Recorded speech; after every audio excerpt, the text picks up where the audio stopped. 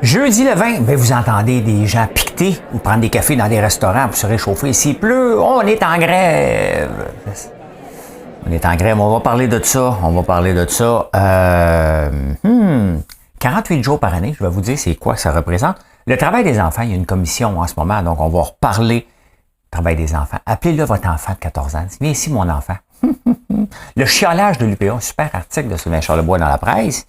Ah, elle fait un ultramarathon et elle court 1 mile en 1 minute 40. Mais que s'est-il passé? Que s'est-il passé?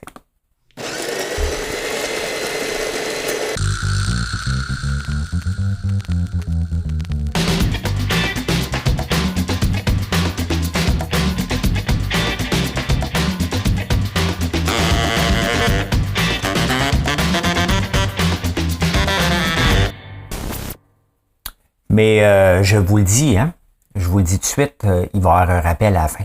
Oui, je me suis auto-mis une chanson dans la tête que je vais vous partager. Donc, quand je vais dire bye, mission accomplished, vous allez pouvoir quitter avant. Désolé pour ceux qui sont en auto.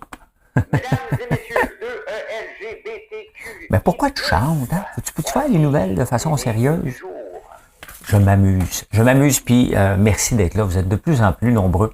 Et c'est apprécié, donc je fais une nouvelle différemment, mais je fais des vraies nouvelles, bien entendu. N'oubliez pas de vous abonner. C'est toujours apprécié. Hein? Toujours apprécié. L'énigme. Écoutez, l'énigme. J'ai-tu bien fait de poser le bouton? Oui.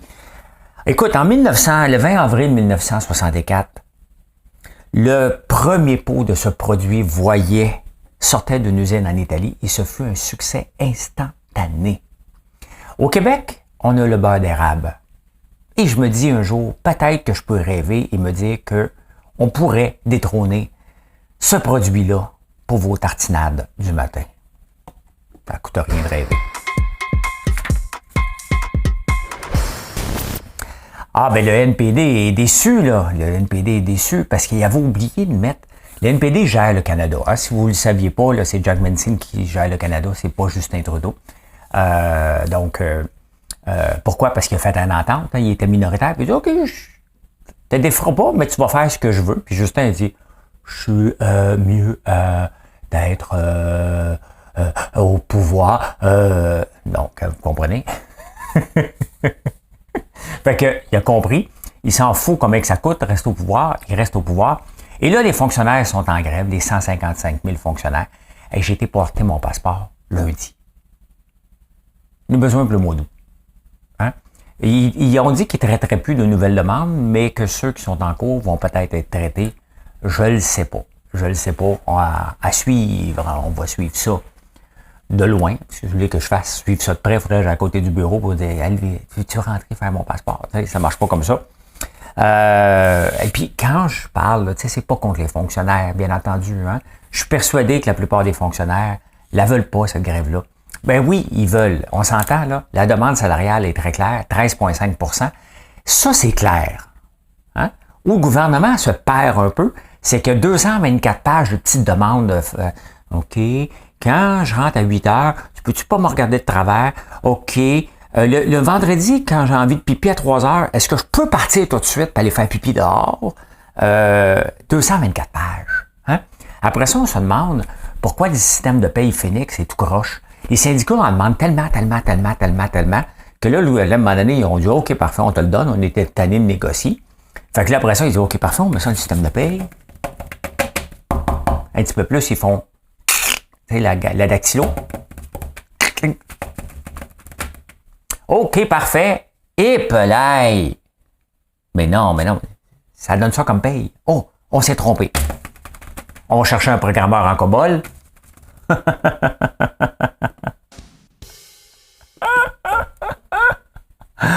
C'est à peu près comme ça que c'est géré, hein? Ben écoutez, on va être solidaire sans l'être. Je vais être solidaire. Si je reçois une facture, moi je la paye. Après ça, it's up to you, ça passe par Canada Post. Fait que déjà là, c'est un premier obstacle pour se rendre jusque chez vous. Après ça, ben on verra par la suite. Ouais. Ah ben dernière heure. Justin Trudeau a été en vacances, il a le droit, hein? Il a le droit d'aller en vacances, puis il est allé en vacances. Qu'est-ce que je vous dis dans le temps des fêtes. Le problème, c'est quand Justin voyage, lui, ça coûte cher, parce que c'est le premier ministre. du Canada. Il peut pas voyager, bien entendu, en classe sardine. Ça marche pas comme ça. Donc, ça coûte de l'argent. Cette fois-ci, il n'a rien fait de mal. Il est allé en Jamaïque chez un ami de la famille. Il y en a des amis partout, lui. Moi, Justin, j'ai une maison en campagne. Ouais, il est un peu inondé, mais pas bien grave, là. Il y a 3 chambres. Les enfants, on peut coucher dans le grenier. Quand on a trop de visites, nous autres, on les couche dans le grenier. Si tes enfants sont capables d'accepter ça, viens faire un tour chez nous. Hein? Pas voter pour toi, donc on ne sera pas accusé. C'est juste à 100 km, 97,5 km. J'ai déjà regardé, à un moment donné, je me suis dit, moi, si je me présente-tu là-bas ou à Montréal? C'est parce que avant 100 km, quand tu es à 100 km et plus, ton allocation est plus grande.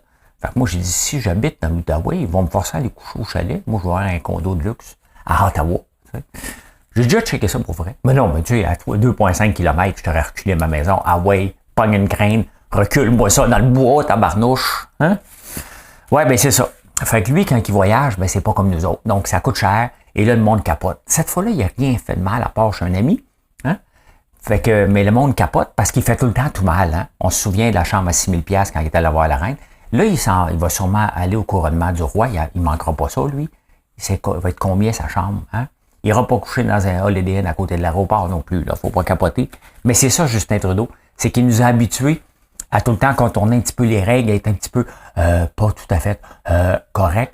Donc, on se pose des questions. Hein? Ah ben tiens, on repèse encore sur le bouton derrière. 48 jours par année. Et en 2021, les employés, c'était 41 journées par année qui n'étaient pas productifs. Donc, il était au bureau ou il était malade. C'est rendu à 48 d'employés qui se présentent au bureau et disent, écoute, j'ai mal, top. Non, mais non, c'est parce que t'es payé. Oh, OK, mais si je fais le pas bien. Ouf. Hey, 48 jours par année. C'est énorme. Je ne sais pas ce qu'ils ont pris leur chiffre. Moi, il me semble, après 48 jours qu'un employé n'est pas là, je me dis, peux-tu t'aider? Tu veux-tu encore travailler? Il y a le quiet quitting, bien entendu, hein? Mais c'est 48 jours par année que les employés sont soit absents du travail ou se présentent, mais ne travaillent pas. Quand même, hein? Mais qui a répondu au sondage? Mais c'est surtout par rapport aux problèmes de santé. Hein? Donc, je fais des blagues, là. Mais c'est surtout par rapport à des problèmes de santé. Donc, tu te présentes au bureau, mais soit que tu as de la misère à marcher, soit que tu fais de la haute pression, donc soit que tu es plus stressé. Donc, un paquet de raisons, mais c'est pour ça que c'est important de se faire plaisir et de prendre soin de sa santé. Sa santé, bien entendu, physique. Prenez des marches. Tu sais, la beauté en ce moment, c'est que prendre des marches, c'est de prendre le temps de prendre la marche. Il faut le trouver, le temps, là. Mais c'est beaucoup, 10 000 pas par jour aussi. Mais 5 000 pas par jour règle beaucoup de problèmes de santé. Beaucoup. 10 000, c'est énorme. Là. Moi-même, j'ai beau essayer de les faire, je manque de temps des fois. Je manque le temps de prendre le temps, hein, parce que c'est toujours ça. Il y a toujours moyen de prendre du temps. Mais on est toujours, OK, mais là, il faut que je réponde à ça. Ouais, mais là, il faut que je fasse ça. T'as tellement de choses à faire que finalement, on prend pas le temps. Mais 5 000 pas par jour, c'est énorme quand même. Mais ça fait une grosse différence pour la santé à long terme. Donc, voilà. Hein. Hey, ce journée-là, le 20 avril 2020, je ne sais pas si vous vous souvenez, le baril de pétrole est à peu près 80 $ en pleine en crise de COVID. Hein? On est de plein dedans en 2020.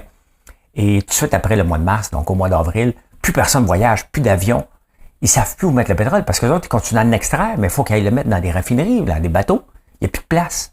Donc le pétrole, ils payaient à ce moment-là 38 $ le baril. Et ceux qui l'ont acheté là, sont riches en tabarnouche aujourd'hui. Hein? Ils payaient 38 $ pour que tu ailles le baril de pétrole. Tu achètes un petit pétrolier, tu mets ça dans ta cour. Tu vas l'utiliser à un moment donné, moi le revendre. Mais là, c'est peut-être le temps de le vendre, hein, si tu ne l'avais pas déjà fait. Ça va au Québec, au Québec, au Québec.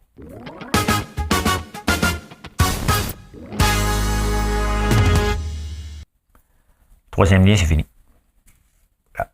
Hein? Il n'y en aura pas d'auto qui passe dans le troisième lien. Ça a changé. J'ai été plus souvent cette année à Québec que d'habitude. Et il y a plus 3 fois sur 4 que j'ai été à Québec que j'ai pas vu de trafic sur les ponts malgré ce qu'ils disaient. Hein.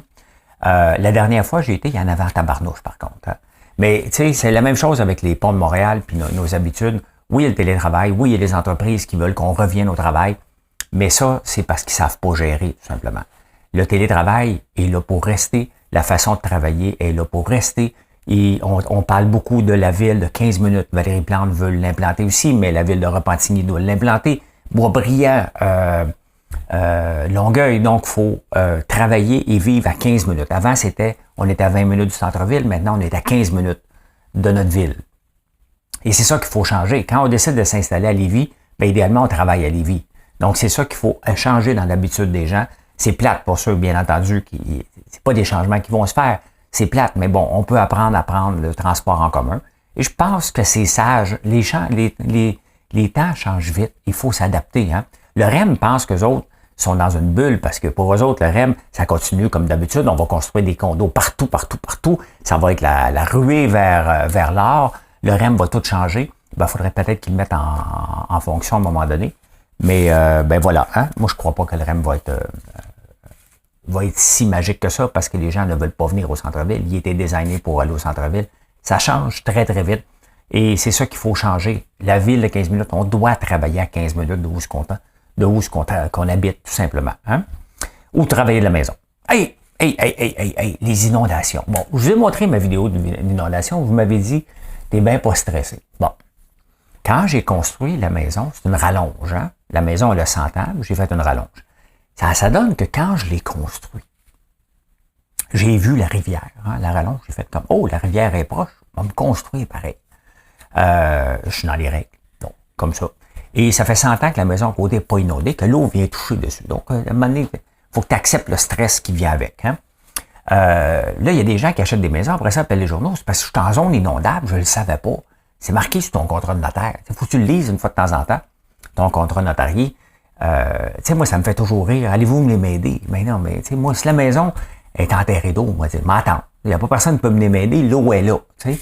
Fait que je le savais, quand on vit près des cours d'eau, ça vient avec aussi. Donc, faut arrêter de capoter avec ça. C'est triste, mais maintenant, on choisit. Hein. Tu regardes la place, et oh, là, j'habite proche d'une rivière. Oh, c'est beau, la rivière. Ouais, pas tout le temps. Hein. Les contribuables, on va parler de l'UPA. Hein. L'Union des producteurs agricoles, Sylvain Charlebois a écrit un texte de toute beauté hier dans la presse, il faut aller lire, sur le chiolage de l'UPA et des agriculteurs. Ça vient dans le même discours que moi. On peut pas toujours chialer. L'agriculture, c'est de l'entrepreneuriat. Et aller écouter parler de l'UPA depuis toujours. Même Stéphane Gendron a fait un documentaire sur la détresse des agriculteurs. La détresse des entrepreneurs, point, elle existe. OK? Oui, on vit avec la nature. Regardez, on l'a là en ce moment. On vit avec des insécurités, mais ils vivent aussi de subventions. Il n'y a pas personne qui est à plaindre dans le lait et dans la volaille. Ça va très, très bien. Et l'UPA, à force de chialer, va se ramasser à un moment donné, pas de relève. Hein? La relève agricole vient aussi du fait que les gens chialent constamment. C'est de la merde, c'est de la merde. T'attires pas des gens en disant que c'est de la merde constamment. Ça marche pas comme ça. Et à un moment donné, à force de les entendre chialer, l'UPA, on les écoute plus. Hein? Ils chialent tout le temps. Ils amènent jamais à dire, hey, ça a de l'allure. Ça, on a fait ça. Ça, on a fait ça. Regardez, je suis abonné à l'info Siro de producteurs, des productrices de la Séricole du Québec. Et les gens disent, OK, mais mon eau, je peux-tu la faire? Non. L'eau d'érable, elle est sous contingent aussi. Hein? Donc, il ne faut pas l'oublier aussi. Il y a des règles. On se protège pour se protéger. Mais à un moment donné, il faut arrêter de chialer puis regarder. Il faut être positif dans la vie. Comment on peut faire une vie en étant tout le temps en train de chialer et être négatif? Hein? Ça m'amène au port. Hein? Les ports avec Olimel qui viennent de fermer, puis là, il faut les aider. Puis encore, on peut pas toujours aider tout le monde. Hein? À un moment donné, vous choisissez une production, puis vous vous dites, OK, il y a le cycle du cochon. Hein? Et là, ça monte puis ça descend. Vous embarquez là-dedans. C'est à vous de mettre de l'argent de côté quand ça va bien, pour en avoir quand ça va mal. On le connaît. On peut-tu éduquer les gens sur le cycle du cochon? Parce qu'on va toujours en parler. J'ai 55 ans. Je vais en parler encore à 85 ans. Il va y avoir eu à peu près 15 cycles du cochon qui vont revenir. Donc, je vais en parler encore dans 18 mois, je vais en parler. Dans les 18 autres mois, je vais dire ça va bien. Dans les 18 autres mois, je vais dire que ça va mal. On peut pas toujours aider. Il faut éduquer les gens. C'est le 2/3. Les assurances stabilisation, il ne faut pas oublier que c'est les Québécois qui payent ça aussi. Hein. Les Canadiens et les Canadiennes qui payent l'assurance stabilisation en 2/3. Les agriculteurs en payent 1/3. Donc, pour aider les producteurs de porc qui vont donner de l'argent à Olimel qui est mal géré, c'est nous autres qui payons. On paye tout le temps. Ne l'oubliez jamais. Quand vous voyez des choses comme ça, c'est globalement qu'on paye pour de l'incompétence, pour de la mauvaise gestion et de la mauvaise éducation aussi de la part. Arrêtez de chialer puis éduquer nos gens pour dire ça va bien, ça va pas aller bien tantôt. C'est le temps d'être négatif pour dire hey, ça va bien, hein? Chute-toi pas un char tout de suite ou un nouveau tracteur. Attends, parce que dans 12 mois, ça va aller mal. Pourquoi tu le sais? Ça s'appelle le cycle du cochon. Hein? Ça fait du bien, chialer. Ça fait du bien, chialer. Ben, c'est parce que le titre, c'était le chiolage de l'UPO. Je me suis pas gêné, moi aussi je chiale. Le travail des enfants. Il y a une commission d'enquête de parlementaires en ce moment sur le travail des enfants. On parle de chiffres, puis on donne à peu près rien. Le travail des enfants, c'est des ados. Hein? C'est 90 000 personnes. On parle des blessures à 14 ans, il faut les encadrer parce qu'il y a eu beaucoup de blessures à 14 ans. Bon, ils travaillent ces gens-là. Est-ce qu'on a moins de blessures de gens de 50 ans parce qu'ils n'étaient pas là? On peut-tu avoir un vrai tableau des blessures? Hein? Les blessures, c'est quoi exactement? On peut savoir la nature des blessures. C'est-tu une jambe coupée? C'est-tu un ongle incarné? C'est-tu une porte dans le front? Quelles sont les blessures? Est-ce que ces blessures-là ont été déplacées de gens de 50 ans, 40 ans, 30 ans, 20 ans? Est-ce que c'est le même nombre de blessures? Quelle est la gravité des blessures? Est-ce qu'ils auraient eu ces blessures-là à 16 ans? Je parle assez d'études ici, hein, pour dire qu'il doit bien avoir quelqu'un qui doit avoir un petit budget pour les études. On vient de faire une étude à l'Université Laval pour voir si l'opposition a bien joué son rôle dans le temps de la pandémie. Si on a du budget pour ça, je pense qu'on a un budget pour faire des vraies études sur des vrais chiffres pour dire les nombres de blessures restaient pareils. À 14 ans, ça se peut qu'ils se tapent le pied dans la porte une fois de temps en temps, mais c'est pas des blessures majeures, puis on va les éduquer au lieu de les bannir. Hein? Donc, on a le bannissement facile. Donc, ça serait le fun d'avoir les vraies études. À 14 ans, là, tu es en âge d'aller chez le médecin tout seul, tu es en âge de t'acheter une mobilette. La mobilette, qui va l'acheter? Les jeunes qui voulaient l'acheter aujourd'hui ne pourront pas l'acheter, ça va prendre l'argent des parents. Et où l'autonomie qu'on veut inculquer aux enfants? Aux enfants, je le dis comme vous autres, hein, parce que vous vous mettez dans la tête, c'est des ados. Hein? L'autonomie financière, ça s'apprend jeune. Mais pour ça, il faut que tu aies un premier chèque de paye. Donnez-lui son chèque de paye! Ça, c'est quand vous faites des rodéos. Hein? Donc, là, les syndicats, la CSN, bien entendu, a dit, c'est pas un modèle d'affaires, ça. Quand ton modèle d'affaires est basé sur le travail des jeunes, non. Maudit syndicat, hein, que vous vous aidez pas là-dedans. Il n'y a aucun modèle d'affaires. Moi, j'en ai même plus. J'en ai une ou deux.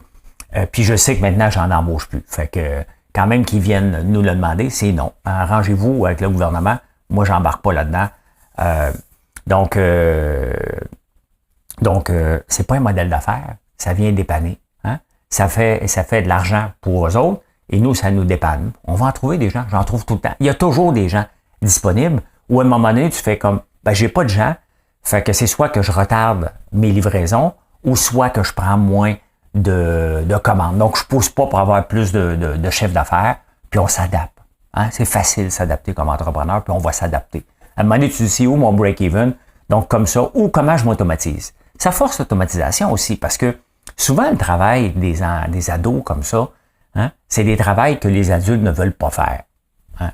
Ils veulent pas le faire.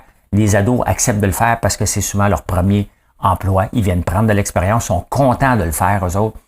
Maintenant, on va s'automatiser, tout simplement. C'est aussi simple. Et à la fin, c'est un côté positif. Il faut être positif à la fin. Ça va nous forcer à être plus productifs comme société, mais les jeunes n'auront pas de scène. Donc, c'est comme ça. On ne peut pas tout avoir. Nous autres, on va avoir tout, mais pas les jeunes.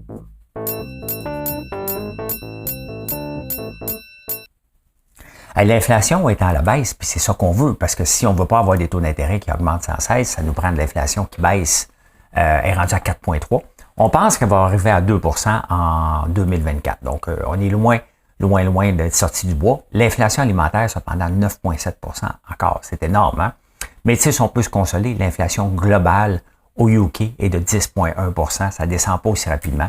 Le Brexit a coûté cher. Quand tu veux te séparer, il y a un prêt à payer et c'est souvent l'inflation parce que toute la chaîne alimentaire, toute la chaîne au total est mise à l'épreuve. Donc, voilà, hein, quand même, on va le prendre, 4,3. L'alimentation, c'est fatigant un peu. Hein? C'est fatigant. Puis, regardez le prix du sucre. Le sucre va augmenter. Donc, tout ce qui rentre dans le sucre va augmenter aussi, tout simplement. Hein? Moi, si jamais mon entreprise ne marche pas, j'ai quand même quelques compétences en finance. Là. C'est quand même un sujet qui m'intéresse beaucoup. je pourrais mettre ma candidature comme, je sais pas, n'importe où, hein, à la Caisse de dépôt, à la Caisse de dépôt et de placement du Québec. Idéalement, un poste de VP, mais mettons, là, je suis mal pris, puis je me dis, bon, moi, aller travailler. Vous pouvez travailler comme analyste, j'aime les chiffres. Hein. Bon, moi, travailler quand même à un salaire de 200 000 par année, là. Tu sais, je travaille pas pour les pinottes. Hey, wow, tu m'exploiteras pas, là. Quand même de l'expérience, c'est de l'ancienneté.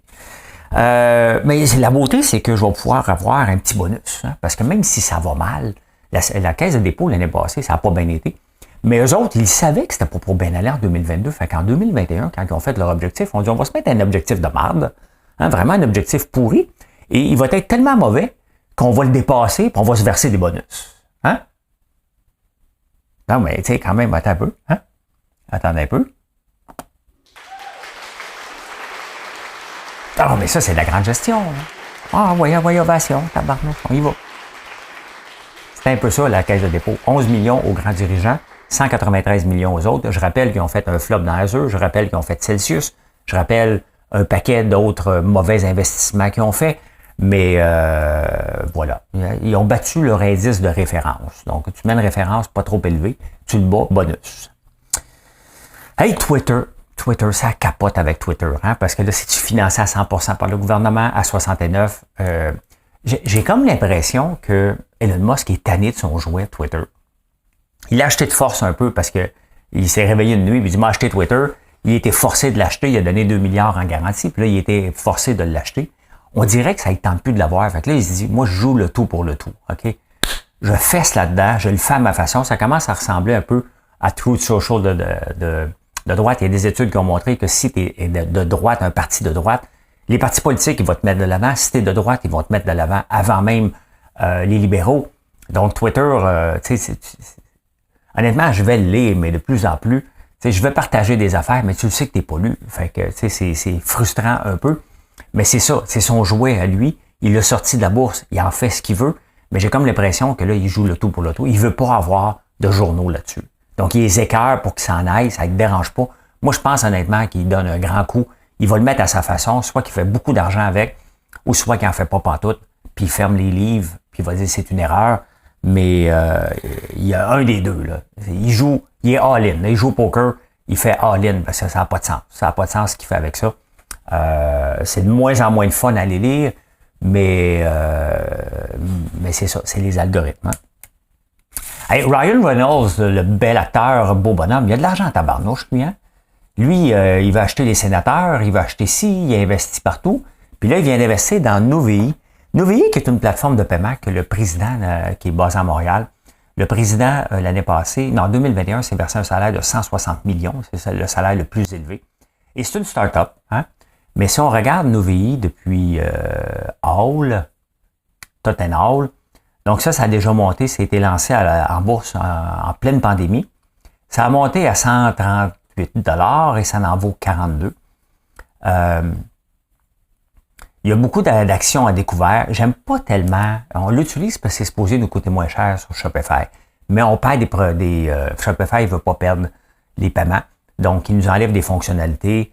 C'est un peu plus complexe. Je ne sais pas si j'ai le goût de rester. Puis j'aime pas encourager des entreprises que je redoute sur leur éthique. Hein?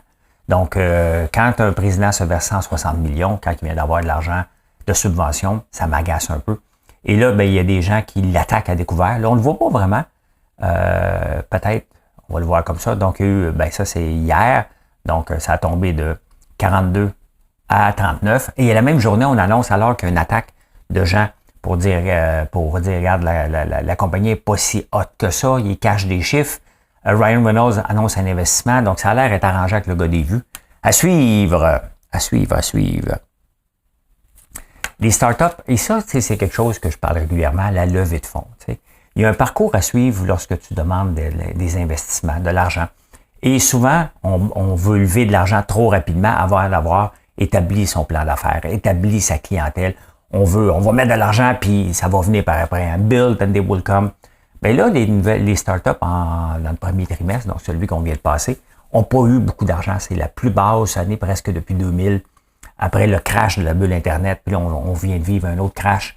Donc, c'est le temps, en ce moment, de se réinventer. T'élimines, hein? En 2000, là, quand c'est arrivé, nous autres, on voulait aller chercher de l'argent, On s'est réinventé, on a lancé finalement un centre d'appel parce que le premier projet qui était de lancer la reconnaissance de la parole, ça nous prenait des fonds. On les a pas eus. On s'est pas battu, on s'est réinventé vers autre chose. Et c'est ça que les entreprises doivent faire en ce moment, trouver des revenus. On revient toujours à la base. Hein?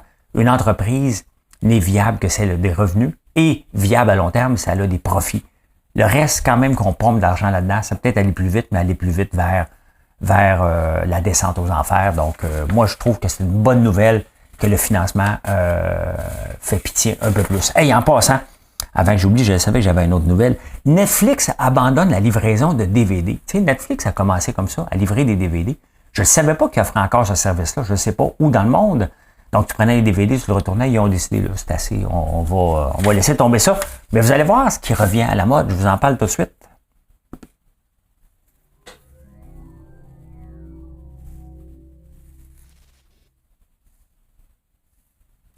Mireille Mathieu, moi, je pensais qu'elle était décédée, j'ai mille excuses. Elle existe encore, elle est encore vivante, elle a 74 ans. Et elle va venir faire un tour au Québec. Hein? Ça se peut qu'il y ait un petit rappel tantôt de Mireille Mathieu. Je dis ça, puis je dis rien. Hein? Ouais, elle s'en vient.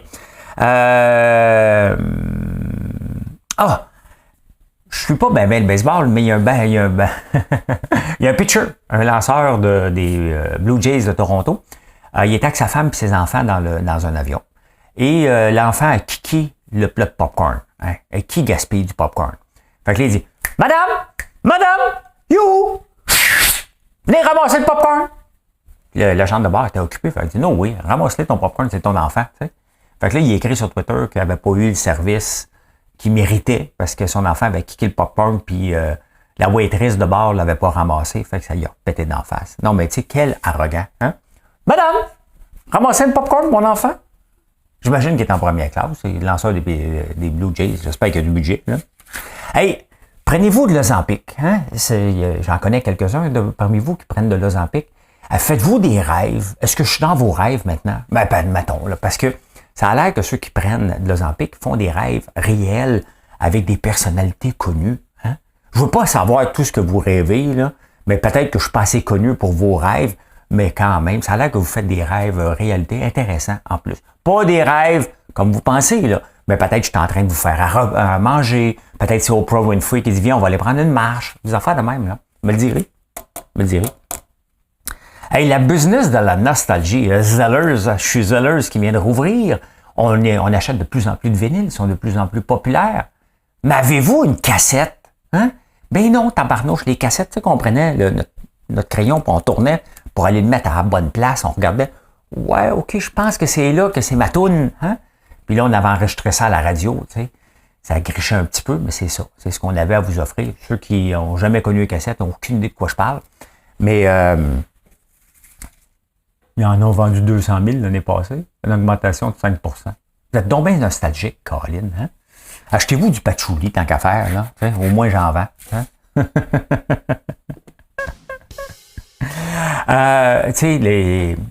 On vient d'avoir le marathon de Boston, hein? Qui est un 42,2 km. Mais pour certaines personnes, un marathon n'est pas assez. Donc, ils courent des ultramarathons. Puis, il y a une fille en Angleterre, elle a fait un ultramarathon. C'est une des tops. C'était 75 km. Puis à un moment donné, à mi-chemin, elle était fatiguée. Il y a un char qui a passé. Il dit m'embarquer dedans. Hein? Un peu comme c'est déjà arrivé au marathon de Boston, Jocelyne Garreau, la Québécoise, elle s'était fait battre par, là j'oublie, Rita Rouge, quelque chose, j'oublie le nom, là, j'ai un blanc. Elle s'était fait battre, puis on s'est rendu compte qu'elle avait triché.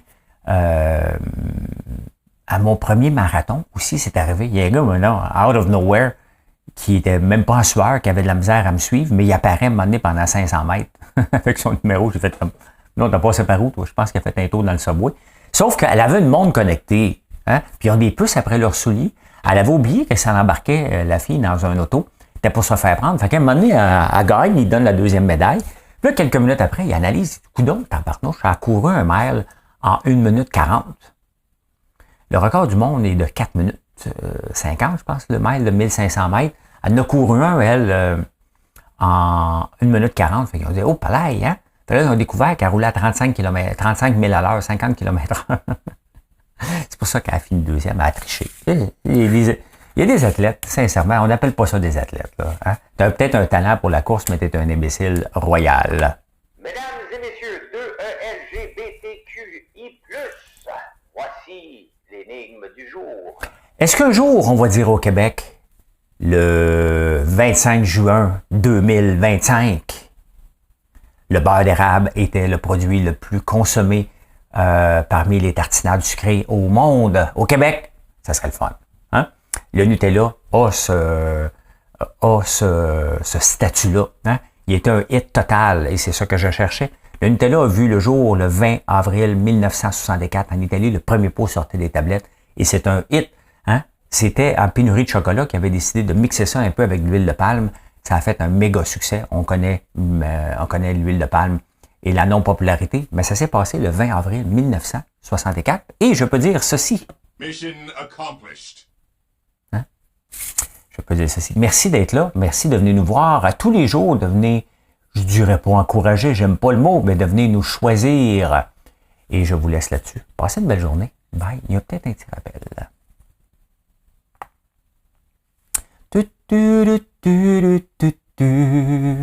Le temps qui court comme un fou, aujourd'hui voilà qu'il s'arrête sur nous. Tu me regardes et qui sait si tu me vois, mais moi je ne vois que toi. Je n'ai plus qu'une question, tes yeux, mes yeux, et je chante ton nom. Si quelqu'un d'autre venait, je l'éloignerais et je me défendrais. Elle était jalouse. Je suis une femme amoureuse. C'était Mireille Mathieu, les amis. Allez, bye, bonne journée.